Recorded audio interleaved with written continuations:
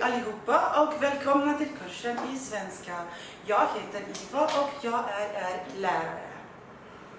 Kaj pa je bilo to? To je bilo po švedsko, pozdravljeni vsi skupaj in dobrodošli na tečaju švedščine. Ime mi je Iva in sem vaša profesorica. Kakšen jezik je pravzaprav švedščina? Spada v skupino severnogermanskih jezikov, kar pomeni, da ima precej skupnega z nemščino, nekaj pa tudi z angleščino. In če bi se izrazili malce bolj po kuharsko, bi lahko rekli, če bi bila švedščina na primer jed, da vzamemo en velik del nemščine, en malo manjši del angleščine in damo to skupaj kuhati.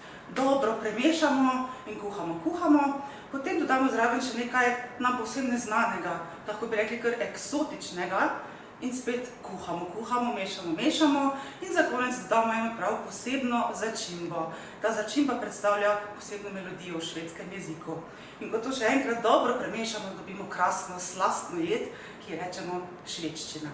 Švedi so znani kot ljudje, ki ne radi komplicirajo, si ne otežujejo stvari in to se zelo pozna v njihovem jeziku, v njihovi slovnici.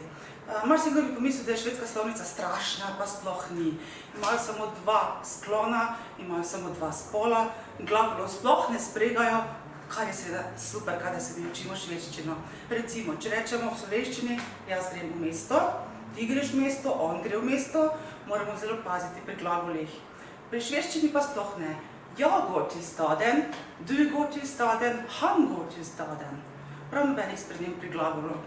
Kar pa nam lahko povzroči nekaj sivih las, pa so nedoločne in določene oblike samostalnika v švedščini.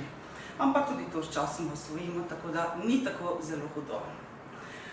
Še nekaj več sivih las pa nam lahko povzroči melodija. Prav ta je tista, ki mogoče švedščino dela precej bolj posebno od ostalih jezikov. Švedščina je namreč zelo melodičen pojoč jezik.